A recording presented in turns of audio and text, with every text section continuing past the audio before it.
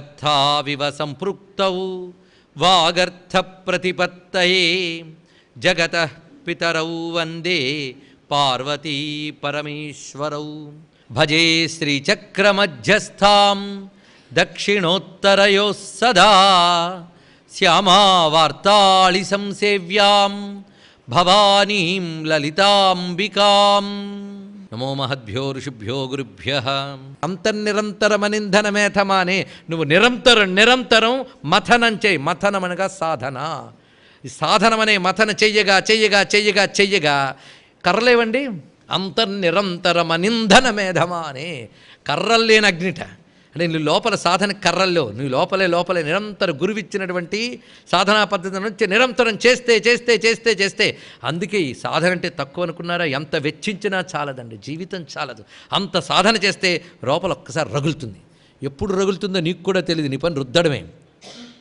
ఒక మహానుభావుడు, ఒక యోగీశ్వరుడు ఉన్నాడండి బృందావనంలో, దేవహరా బాబా అని ఆయన గొప్ప మాట చెప్పాడు యోగీశ్వరుడు. ఏంటంటే, నీ దగ్గర కర్ర ఉందయ్యా, నేను మరో కర్ర చెప్తాను తెచ్చుకో అన్నాడు. ఒక కర్ర ఏమిటయ్యా అంటే నీ మనస్సు అన్నాడు. ఇంకో కర్ర ఏమిటయ్యా అంటే రామనామంట. రెండు రుద్దు అన్నాడు. గట్టిగా రుద్దితే ఏమవుతుందంటే అగ్ని పుడుతుందట. ఆ పుట్టిన అగ్ని ఈ రెండు కర్రలు తగలబెట్టేస్తున్నాడు. నామాన్ని తీసేస్తుంది, మనస్సుని తీసేస్తుంది, ఆ రామం అనే బ్రహ్మాన్ని మాత్రమే మిగుల్చుతుంది అని చెప్పాడు. ఎంత ఆలోచించండి ఇక్కడ. అదే సాధన చేయి, మంత్రంతో సాధన చేయి, విచారణతో సాధన చేయి. అమ్మ చింతన చింతన చింతన అంతర్నిరంతరమనింధన మేధమానే. అందుకే పతంజలి యోగసూత్రాలు చెప్తున్నాడు, సతు దీర్ఘకాల నైరంతర్య సత్కారా సేవితో దృఢభూమి. ఇది పతంజలి యోగసూత్రాల్లో చెప్తున్నాడు. అంత సాధన చేయాలి. ఏమనుకున్నారు, ఇలా కూర్చున్నాళ్ళు లేచిపోతే అమ్మవారు అనుగ్రహిస్తారా? ఆ నిరంతరం అదనండి. అది చేస్తే రగులుతుందట. ఆ రగిలిన అగ్నిలో ఆవిడ ఉంటారట. అగ్నిలోంచి పుట్టడం కాదు, అగ్నిలోంచి పుట్టే వేడి వెలుగు ఆవిడే. చిదగ్ని అనగా పరమాత్మ, అగ్ని అనగా ముందు ఉన్నది అని అర్థం. ఆ జ్ఞాన రూపంలో సృష్టికి మొదలే ఉన్నది చిదగ్ని. ఆ చిదగ్ని అనబడే కుండంలో ఆవిడ ఉద్భవిస్తుందంటే పరబ్రహ్మయందు ఆవిర్భవించిన శక్తి చిదగ్ని కుండ సంభూత. ఆ శక్తే దేవతలందరిలో ప్రసరించిందట. అయ్యా దేవకార్య సముజ్జిత అన్నారే, మేము ఇంతవరకు జాగ్రత్తగా విన్నాం.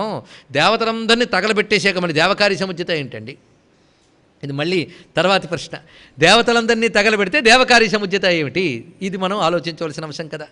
ఇప్పుడు ఆవిడ చేసిన పని ఏమిటంటే, తాను ఆవిర్భవించి తన యందు ముందు పడిపోయిన దేవతలందరినీ తన నుంచి సృజించిందండి. ఆశ్చర్యకరం. అది దేవకార్య సముజ్జత. అంతకుముందు పడిపోయినటువంటి బ్రహ్మగారు, ఇంద్రుడు గారు, యముడు, వరుణుడు, కుబేరుడు, ఇలా సర్వదేవతలు మళ్ళీ ఆ చిదగ్నికుండ సంభూత అయిన అమ్మవారి శరీరం నుంచి ఆవిడ సృజించారట. అప్పుడు వాళ్ళు బయటకు వచ్చారు. పడకముందు వాళ్ళ శరీరాలు ఎలా ఉన్నాయి? భండాసురుడు పీల్చి పిప్పి చేశాడు, అంతా డ్రై అయిపోయి ఉన్నాయి. ఇప్పుడు అమ్మవారు లోపల పడ్డాక వాళ్ళకు వచ్చిన శరీరాలు ఎలా ఉన్నాయంటే చాలా దివ్యంగా గొప్పగా పుష్టిగా ఉన్నాయి ఒక్కొక్కటి కూడా. ఎందుకంటే ఇదివరకు శరీరాలు డ్రై అయిపోయాయి. ఇప్పుడు ఆవిడలోంచి వచ్చే కనుక అన్నీ ఎనర్గైజ్డ్, ఛార్జ్డ్ అయిపోయాయి. ఒక్కొక్కటి అంత శక్తివంతమై బయటకు వచ్చే సంతోషించాయి. అంటే అసలు శక్తి ఆవిడే అని తెలుసుకున్నా అనమాట. అహంకారం వదిలింది. ఇది తెలుసుకోవాల్సినటువంటిది. అలా భవ్యమైనటువంటి శక్తితో వాళ్ళందరూ వెలికొచ్చారు. అప్పుడు ఆ అజ్ఞానమో మోహమో ఎవడైతే మిగులున్నాడో జన్మజన్మలకి నీకు తెలియదు, ఆవిడ శక్తిని వచ్చేసేగా మీ పని నేను చూసుకుంటాను, మీరు హాయిగా ఉండండి అని దేవకార్య సముద్యత, దేవకార్యం కోసం సంపూర్ణముగా ఆవిర్భవించినటువంటి తల్లి. దేవకార్యమునగా లోకరక్షణే. లోకరక్షణ కోసం మహాశంభువు చేసినటువంటి మహాయాగంలో చిదగ్నికుండంలోంచి ఆవిర్భవించింది కనుక చిదగ్నికుండ సంభూత దేవకార్య సముద్యత. సముద్యత అన్నప్పుడు సంపూర్ణముగా ఉదయించింది అని చెప్పడం, అంటే అన్ని కళలతో పరిపూర్ణముగా ఉద్భవించింది. అని చిచ్చక్తి పరమేశ్వరస్య విమల చైతన్యమేవోచ్యతే అని చెప్తుంది శాస్త్రం. కనుక చిదగ్ని అంటే చిచ్చక్తి. అగ్ని అని ఎందుకన్నారంటే అగ్రే నియతి ఇది అగ్ని, ముందు ఉండేది కనుక అగ్ని. కనుక ఎవరయ్యా అగ్ని అంటే పరమేశ్వరుడికి అగ్ని అని పేరండి. ఆ పేరు పంచభూతాల్లో వాడికి పెట్టాం, కానీ ఆయన పేర్లే అన్నిటికీ వచ్చాయి. ఇవన్నీ ఆయన పేర్లు. కానీ అగ్ని మీలే పురోహితం, మొదటి మంత్రమే పరమేశ్వరుడిది. అగ్ని అనగా ఆయనే. అందుకే చిదగ్ని అనగా పరబ్రహ్మ.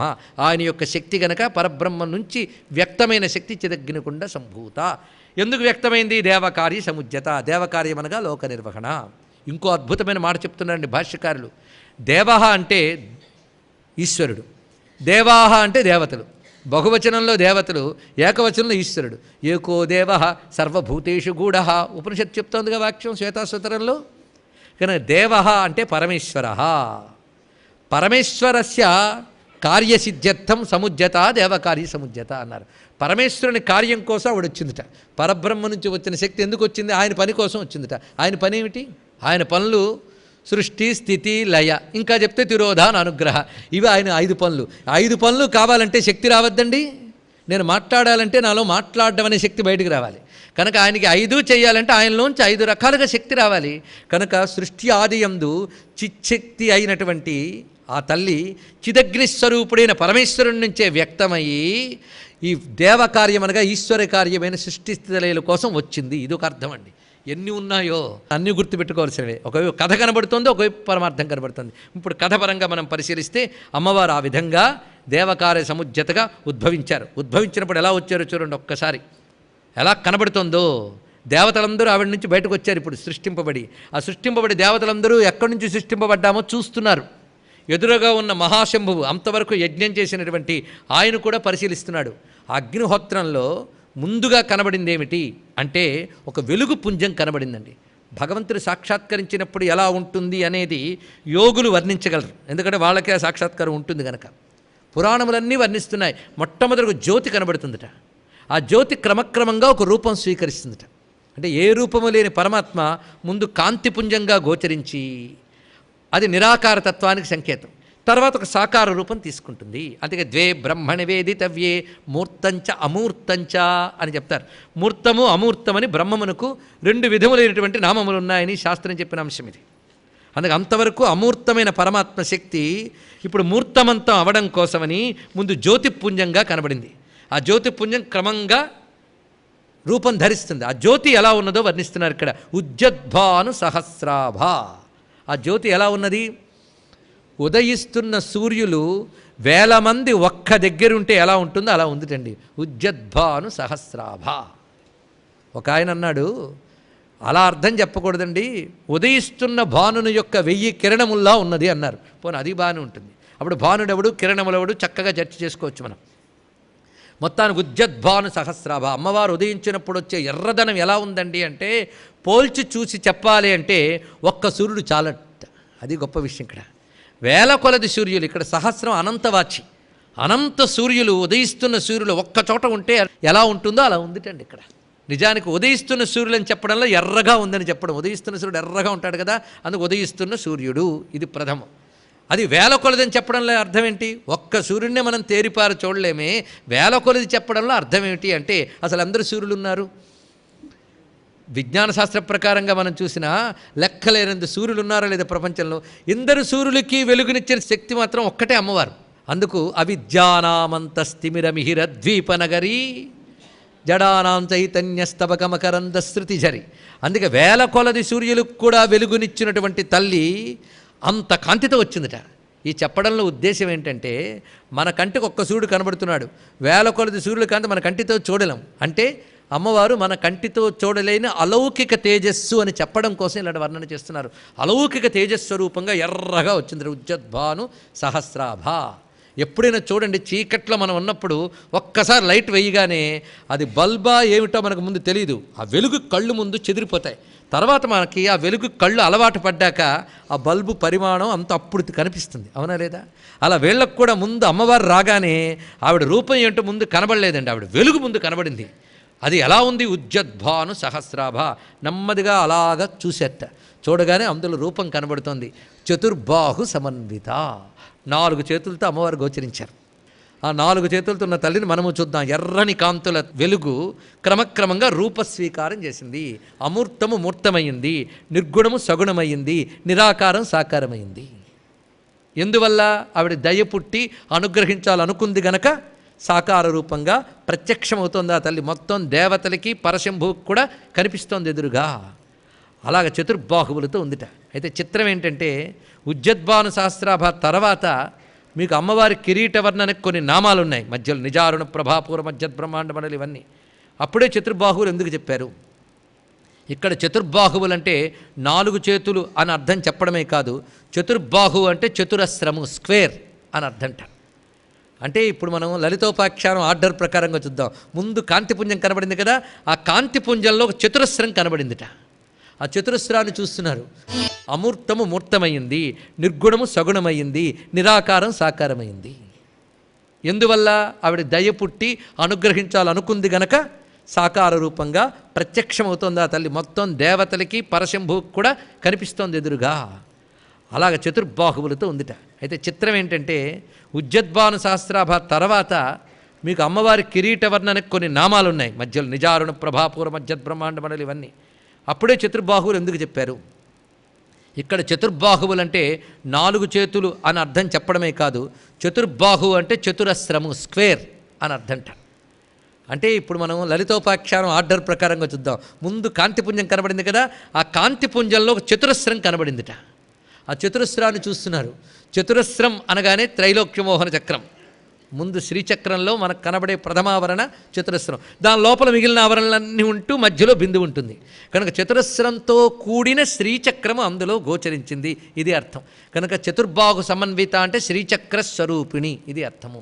శ్రీచక్రం అవగాహన ఉంది కదా. నవావరణలో చివరిది త్రైలోక్యమోహనం, బిందువు నుంచి లెక్క పెడితే.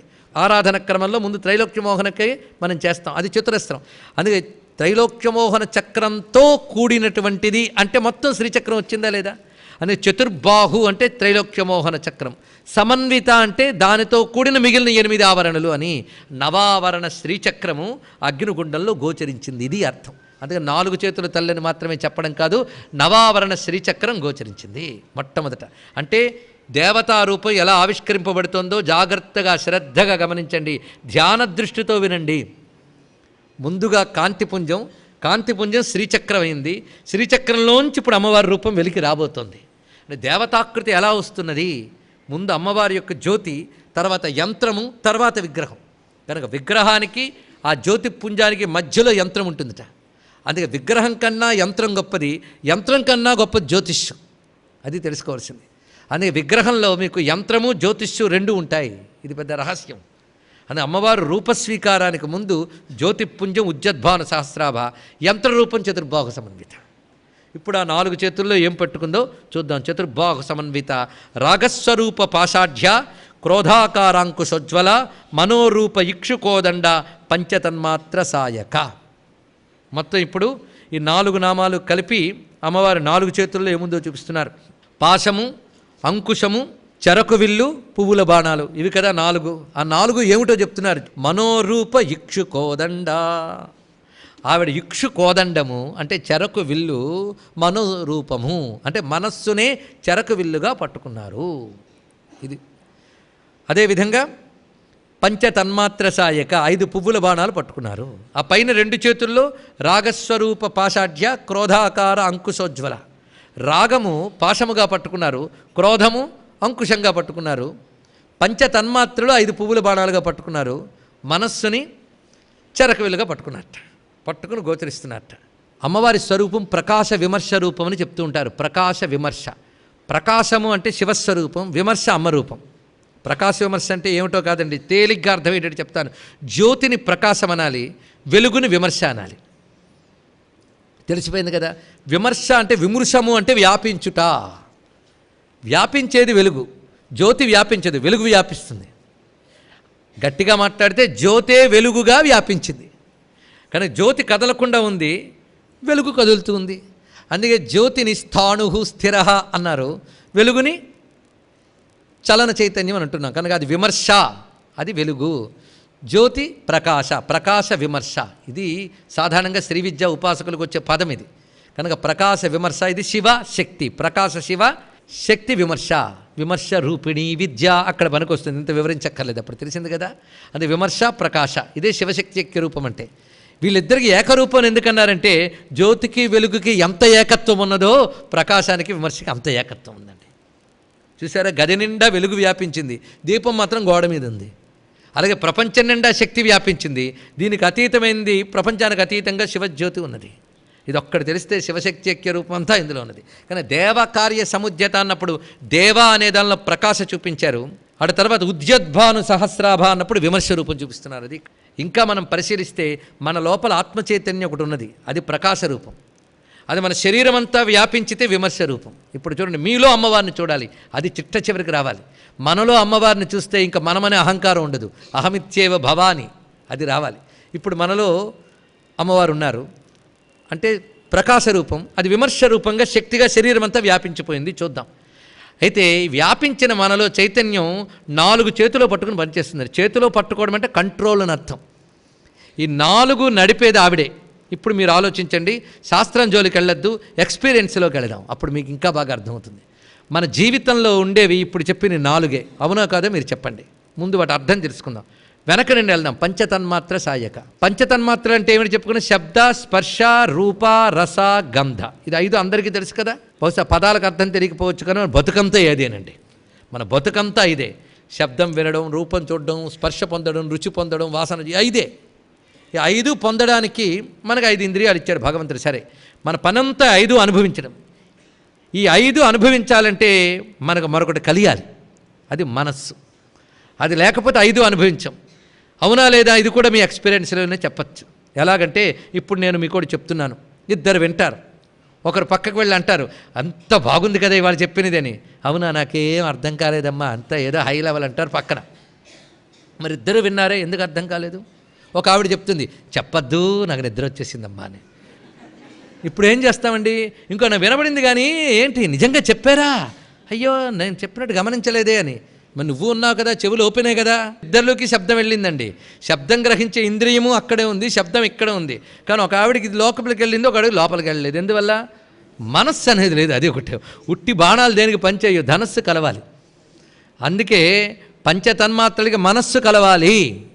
కొందరికి ఈ శబ్దాలు నచ్చవు, తర్వాత మరొక శబ్దం ఇవ్వడం చూపిస్తే భలే సరదాగా వింటారు. అంటే ఆ శబ్దంలో కూడా నచ్చే శబ్దం, నచ్చని శబ్దం 2 ఉన్నాయి. నచ్చే శబ్దంతో మనస్సు కలుస్తుంది, నచ్చని శబ్దంతో కలవదు. నచ్చే శబ్దం వింటూ ఉంటే రాగం ఏర్పడుతుంది, నచ్చని శబ్దం వింటే ద్వేషం ఏర్పడుతుంది. అంతే. కనుకనే ద్వేషం అంటే ఇప్పుడు క్రోధం అనగానే ఏమో అక్కర్లేదు, పాజిటివ్ అండ్ నెగిటివ్ థాట్ అంతే. ఒక దాని మీద ప్రీతి, అనుకూల భావం, ఇంకో దాని మీద ప్రతికూల భావం. ఇది చెప్తే ఇంకా అర్థమవుతుంది. కనుక పంచతన్మాత్రలు అంటే శబ్ద, స్పర్శ, రూప, రసగంధాలు. మన అనుభవాలన్నీ 5. అయితే దీని మనస్సు అనేది కలిస్తేనే అనుభవం అనేది ఉంది, లేకపోతే లేదు. మన బ్రతుకుల అనుభవాలన్నీ 5, అవునా కాదా మీరు చెప్పండి. 5 తప్ప మరేది ఉందా? 5ంటికి మనస్సుతో కలుపుకుని అనుభవిస్తూ ఉంటాం. ఈ అనుభవించినప్పుడు ఇష్టమైనవి పొందితే రాగము. అందుకే వాటిని మళ్ళీ పోకుండా తాడుతో కట్టుకుంటాం, అటాచ్మెంట్. అందుకే రాగం పాశమైంది, కట్టి పొడిచాం. ఇష్టం లేనిదుంటే దాన్ని పొడిచి దూరం చేసేస్తూ ఉంటుంది, అందుకు అంకుశం అది. అందుకు ఇప్పుడు మళ్ళీ 4ంటికి దగ్గరికి రండి. మన జీవితంలో మనకు కనబడే చైతన్యం ఈ 4 తప్ప మరేమైనా ఉందా? పంచతన్మాత్రలు, మనస్సు, రాగము, ద్వేషము, ఈ 4 తప్ప మరొకట్లేదు కదా. ఈ 4 మన శరీరంలోంచి పనిచేస్తున్నాయి. కానీ ఈ 4 ఎవరి వల్ల పనిచేస్తున్నాయి? ఇప్పుడు ఆలోచించండి, చాలా సులభంగా కనబడుతుంది. ఎవరి వల్ల పనిచేస్తున్నాయి? నా కన్నుంది కనుక వాడుతున్నాను కానీ లోపల ఒకానొక చైతన్యం అనేది ఉంటేనే కదా ఈ 4 పనిచేస్తున్నాయి. కనుక మనస్సు కానీ, పంచతన్మాత్రలు కానీ, రాగము కానీ, ద్వేషము కానీ ఇవన్నీ చూపించగలుగుతున్నాము అంటే ఇవన్నీ పనిచేయడానికి మూలమైన ఒక చైతన్యం ఉంది. ఈ చైతన్యం కంట్రోల్లో ఇవన్నీ ఉన్నాయి. మనం అనుకుంటాం ఆ చైతన్యాన్ని మర్చిపోతాం మనం, కానీ దాని కంట్రోల్ ఇవన్నీ ఉన్నాయి. అది కానీ సరిగ్గా పనిచేయకపోతే అక్కడ వస్తువున్నా ఇక్కడ చూసే కన్ను లేకపోతే చూడగలమా?